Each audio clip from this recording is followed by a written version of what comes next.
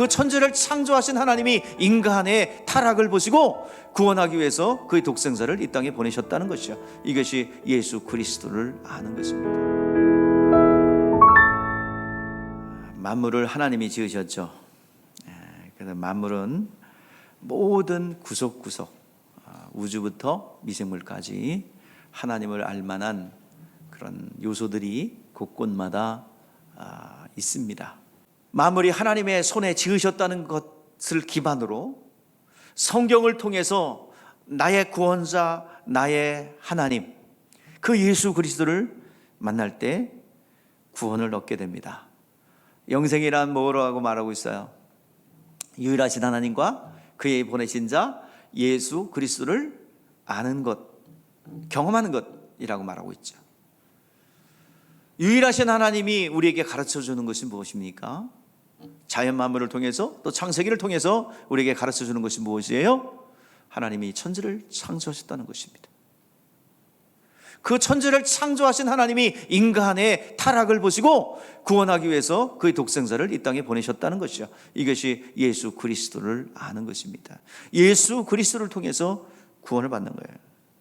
자, 하나님은 만물을 만졌다는 사실을 믿는다고 해서 구원받는 거 아니에요. 하나님의 창조를 믿습니다. 어떤 사람들이 그래요. 전도하다 보면 나는 교회는 안 가도 하나님은 믿는다고 합니다. 그것은 자연 만물을 통해서 일반 계시를 통해서 하나님의 살아계심과 실존을 인정한다는 말이죠. 그러나 죄사함 받고 구원받는 것은 상관이 없어요. 죄사함 받고 구원받고 하나님의 자녀가 되는 것은 예수 믿어야 됩니다. 이것을 특별계시라고 하는데, 예수가 하나님의 아들이심을 믿고 인정하고 나의 죄를 대속하기 위하여 피 흘리시고 고난당하신 예수 그리스도를 나의 구주로 주님으로 받아들일 때만 구원받았어요.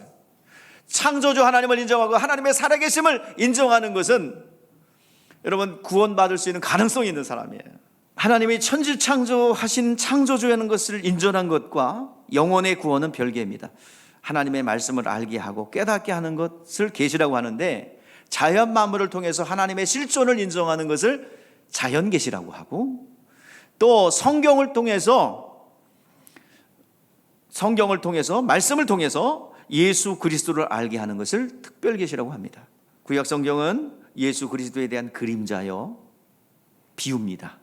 그러나 신약 성경은 실체예요. 그 그림자가 있으면 뭐가 있어요? 반드시 실체가 있어요. 예언이 있으면 또 뭐가 있어요? 성취가 있어요. 비유가 있으면 실제가 있어요. 구약은 비유고 신약은 실제예요. 구약은 예언이고 신약은 성취예요. 근데 그 내용이 무엇이냐? 예수 그리스도가 어떠한 모습으로 올 것인가, 예언이에요. 그리고 신약 성경은 그 예언대로 오신 분이다. 그러니까 그림자가 있다면 반드시 뭐가 있다는 거예요? 실체가 있다는 거죠. 요한복음 21장 25절의 말씀에 보면은 예수님이 행하신 일들은 되게 많아요. 그렇지만 이걸 다 기록한다면, 예수 그리스도 이후의 모든 사람들의 마음과 구원받은 것 기억한다면 이 세상에 어떤 책도 두 개 부족하다. 이건 전혀 과장이 아닙니다. 자, 요한복음 21장 25절 말씀에 말씀하고 있고요. 자, 그런데 왜 이 성경에 제한된 것만 기록했느냐? 자, 우리 31절 요한복음 20장 31절 말씀하니까, 오직 이것을 기록한 것은 예수께서 하나님의 아들 그리스도이심을 믿게 하려 함이라. 그래서 너희로 믿고 그 믿음을 힘입어 생명을 얻게 하려 함이라. 많은 내용들이 있지만 이것을 기록한 것은 예수 믿고 구원받게 하고 영생을 얻게 하는데 목적이 있다는 것입니다. 구약에 예수 그리스도에 대한 예언이 얼마나 많으냐 하면, 학자들에 의하면 32,500가지래요. 예수 그리스도께서 행하신 일들은 일거수일투족이 다 예언 따라 진행된 겁니다. 이것이 32,500가지의 모자이크로 조각이 되어 있던 것이, 조각조각 그림으로 이렇게 조각으로 나뉘어져 있던 것이 이제 구약 성경이고, 이것을 하나의 그림으로, 한 폭의 그림으로 쫙 보여준 것이 복음서예요. 자, 모세오경이 있죠. 창세기, 출애굽기, 레위기, 민수기, 신명기까지를 모세오경이라고 합니다. 자, 이것을 율법이라고도 하는데, 자, 모세는 창세기를 통해서 에덴 동산에서 하나님이 먹지 말라는 선악과를 아담이 먹고 타락하였고 그로 인하여 인류에게 절망에 빠진 인간의 형편을 말했습니다. 그리고 선지자들은 이런 인간들에게 소망이 있다, 메시아가 오실 것이다라는 소망의 메시지를 준 것입니다. 그러니까 율법은 절망이에요. 너희들 지옥 갈 거야. 너희들은 하나님을 떠났어. 그렇기 때문에 소망이 없어. 그렇지만 선지자들이 걱정하지 마. 저 멀리 누가 오고 있다? 메시아가 오고 있다. 기다려라. 모세가 율법을 통해서 한 일은 진단한 것입니다. 모세 이전에 인간에게 구세주가 필요하다는 사실을 알렸습니다. 너희들 이렇기 때문에 죄속 받아야 돼, 대속 받아야 돼, 죄산 받아야 돼, 이 진단한 것입니다. 하나님이 지으신 사람이 타락해서 죄인이 되었고 그로 인하여 모세 자신도 죄인의 신분으로 태어났음을 발견한 것입니다. 그러나 선지자가 이러한 인류에게 구세주가 올 것이다, 우리의 대속자가 오게 될 것이다, 이제 메시아가 오실 것이라고 예언한 것이 마침내 신약 성경은 뭐야? 예수가 오셨다라고 증거하고 있습니다. 우리는 직접 보지 못했어요. 예수를 보지 못했어요. 그렇지만 증거를 받았습니다. 율법과 선지자의 증거를 받았고 성령에 의해서 예수를 본 자들의 증거를 사실로 받아들였어요. 그래서 신약 성경은 예수님이 직접 쓴 것이 아니라 예수를 본 증인들이 증거로 기록한 것이에요. 그래서 기록된 증거를 성령이 임하심으로 확인했습니다. 그래서 언제든지 하나님의 말씀을 듣고 성령의 감동을 받아 믿음이 생기면 그 증거한 자들의 그 증거들이 그대로 우리의 삶 속에 나타나고 실제 속에 나타난다는 것입니다. 자, 우리는 예수님 제자처럼 3년 동안 막 따라다녀야 뭘 배우는 게 아니에요. 지금은 그들이 예수님과 만났고 또 예수님과 함께했던 제자들이 증거한 것을 우리가 기록된 성경을 가지고 있어요. 그래서 방 안에 들어가서 몇 시간만 시간을 내서 성령의 감화감동으로 이 성경을 읽으면 예수 그리스도께서 옆에서 들려주는 음성처럼 듣게 됩니다. 그리고 동일한 믿음만 있다면 동일한 하나님의 역사가 우리 가운데 나타나게 될 줄 믿습니다. 기록된 말씀을 믿고 그 믿음으로 온 것을 순종하면 신앙이 증거를 받게 되는데 어떤 증거가 나타나냐? 이적과 표적이에요. 너가 가는 길이 올바라, 너가 가는 길이 진리의 길이야 라고 누가 보증해 주세요? 하나님이요. 너는 부활의 약속을 가지고 있고 이것이 실제로 네가 소유하고 있어라고 우리 하나님께서 보증해 주는 거예요. 여러분들, 기독교의 이적과 표적은 상식입니다. 당연히 일어나는 일이에요. 특별한 게 아니에요. 특별한 은사자만 있는 게 아닙니다. 오늘 여러분들, 하나님의 말씀은 살아있지요? 창조의 능력이 있지 않습니까?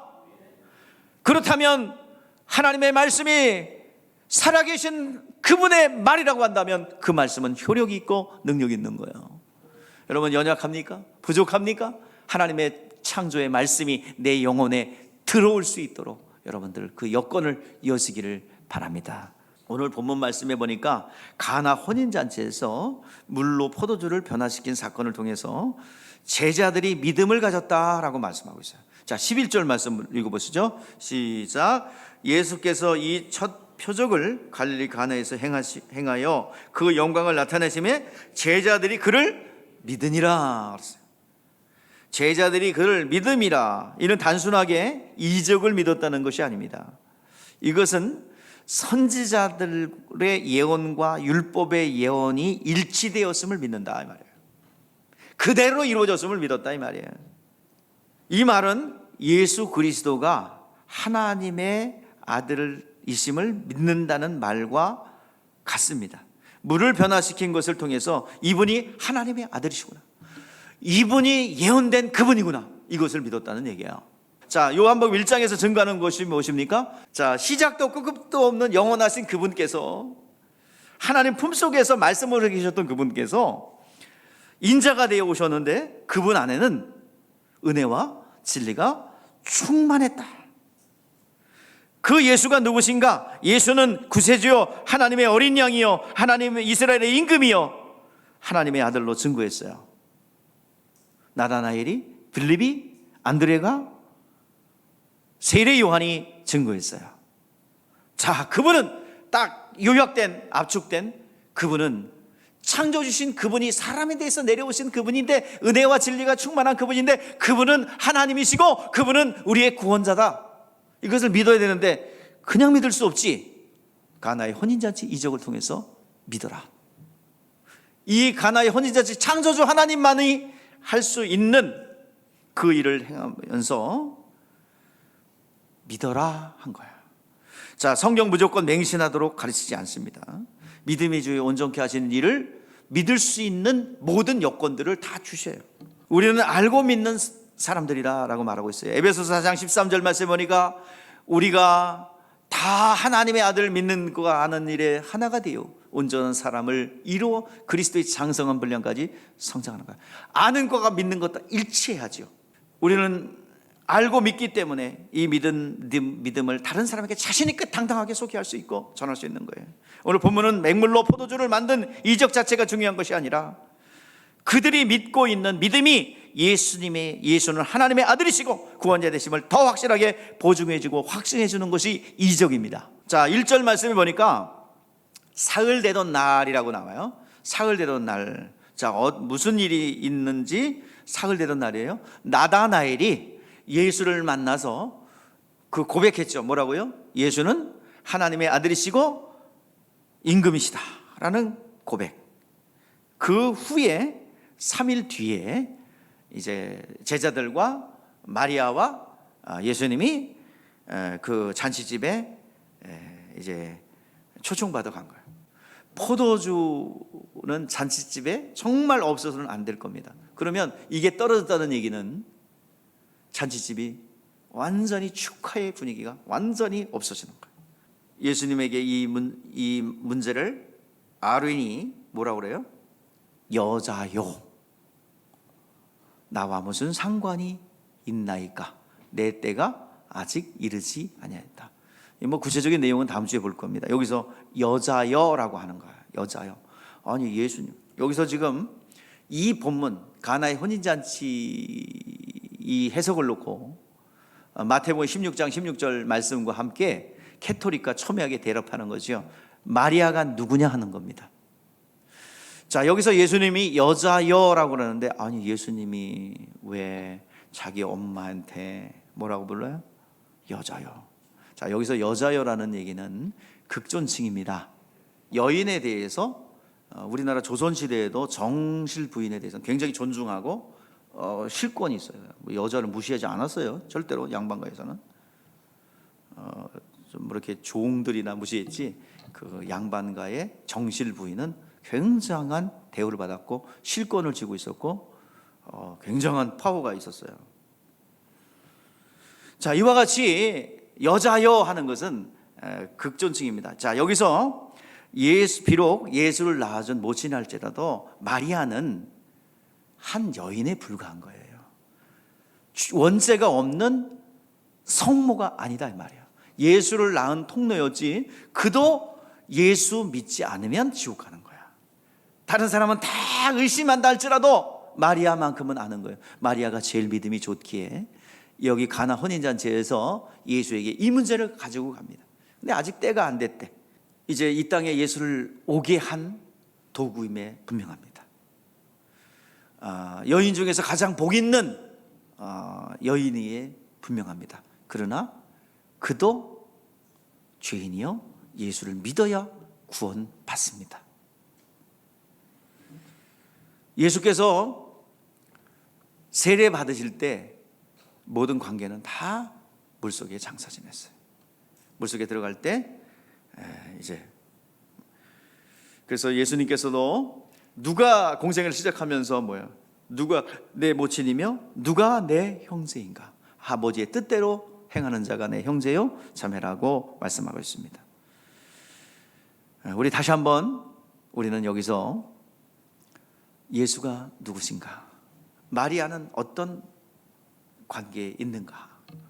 이거를 잘 정리하는 하셔야 되겠습니다.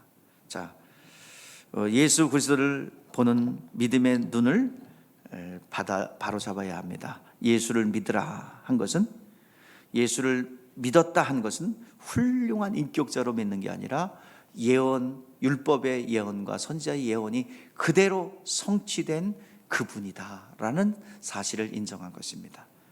예언대로 예수님 오셨고, 예언대로 우리의 죄를 대속하셨고, 예언대로 우리의 죄를 대속하셨고, 그리고 예언대로 부활하셨습니다. 이것을 믿었다라는 것입니다. 오늘 여러분들 구조를 잘 아시고, 하나님이 이적을 일으켰던 그 믿음의 고백이 어떤 고백이 있었는지 다음 주에 더 보도록 하겠습니다. 기도하겠습니다.